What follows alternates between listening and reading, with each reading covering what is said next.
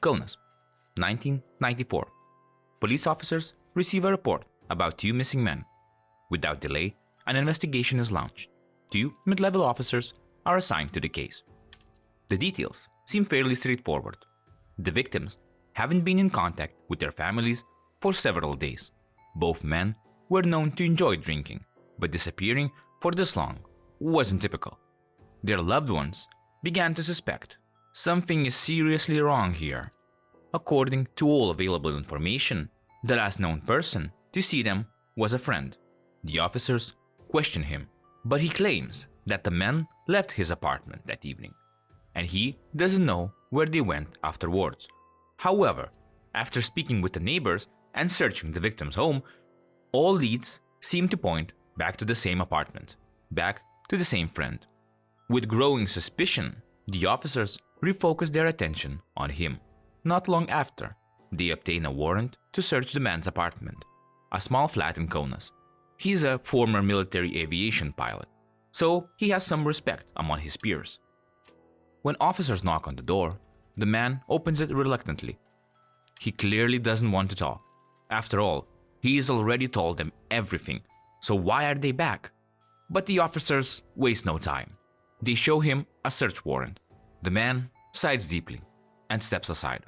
That sight, something about it felt off, almost unnatural. It set the officers on edge. They sensed that there's something waiting for them inside. That uneasy feeling that something was waiting for them inside. As soon as they enter, they spot damning evidence. The victim's belongings scattered around the apartment. These aren't just things someone might accidentally leave behind. They find wallets, personal documents, clothes. One officer steps closer and realizes, "Oh God, are these stained with blood?" The man refuses to answer any questions. He remains silent. Handcuffs are quickly slapped on him. But one question remains. What else is hiding in this apartment? The place is a mess. Trash covers the floor, making it difficult to walk. Then, out of the corner of his eye, one officer spots something. The bathroom door is slightly ajar. Inside, in a dim light... Wait, is that... This wasn't the officer's first brutal case, but what they found behind that door would haunt them for the rest of their lives. In the old, cast-iron bathtub, filled with cold, murky water, floated the remains of two bodies. However, it wasn't immediately obvious that there were two corpses. The bodies had been cut up and mutilated, basically reduced to pieces, defiled and discarded like trash, left to rot in the tub. The suspect was already being led out of the apartment, but one officer, driven by morbid curiosity, examined the remains more closely. What he discovered was even more disturbing. The genitalia of one victim had been carefully removed, as if someone had given it special attention. Despite their efforts, investigators would never recover these missing parts. The biggest challenge now was identifying the victim. Their heads were missing, tossed into the Nemunas River, just as the killer had planned. Had the officers delayed the investigation by just a few more days, Vladimir Chrisanovas might have succeeded in disposing of all the evidence and walking away free. But this time, the police were faster.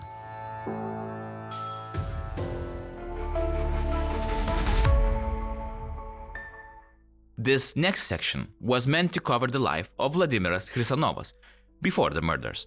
But no matter where or how I search, I haven't been able to find anything. What's known is that he previously worked as a military pilot, was married, and had a daughter and a son.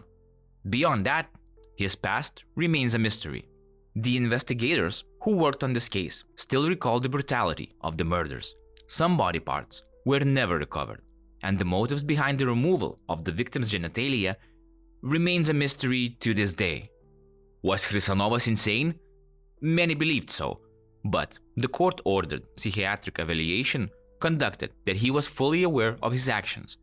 He knew exactly what he was doing, he planned it, executed it, and most importantly, he tried to cover it up. With overwhelming evidence present, the court found him guilty and sentenced him to life in prison. He was sent to the infamous Lukiškės prison. After the closing of the prison, his location is left unknown.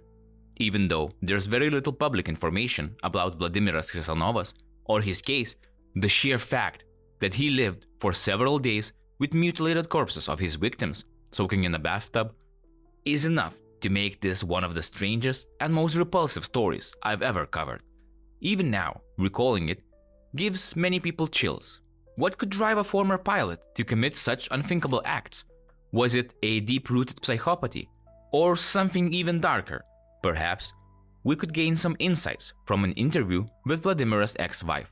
Here are the only fragments that I was able to find. I feel sorry for him. He's not a bad person, but it hurts to remember him.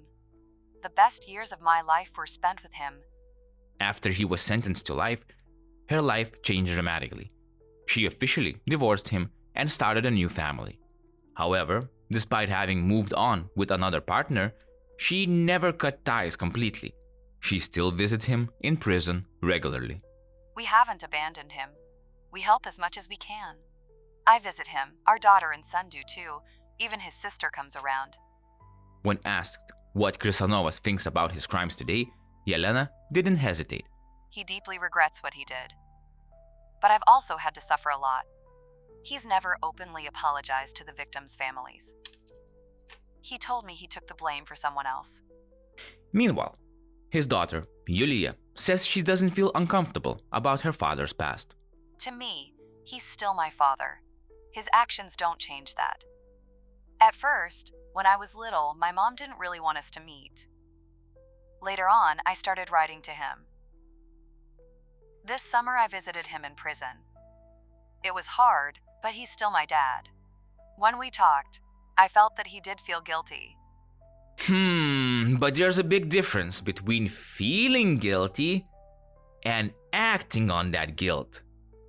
And perhaps the most obvious place to start would be apologizing to the victims' families. But as you understand now, Vladimiras has never done that. Also, honestly, I just don't understand people like this. When your life has been scarred by a monster, why keep holding on instead of moving forward? Maybe it's just me, but there's not a single part of Chrisanovas that seemed changed or good or worthy of freedom. And frankly, he deserves nothing but to rot in jail. What do you think? Is redemption even possible for someone like this? Let me know in the comments. I always love hearing your thoughts. Thanks for watching until the end. I like you the best. But shh, don't tell the others. If you found the story interesting, don't forget to hit like, subscribe to the channel, or even share this video with your friends. All of that really helps me out. Thanks again for your time. Stay safe, stay vigilant, and I'll see you in the next one.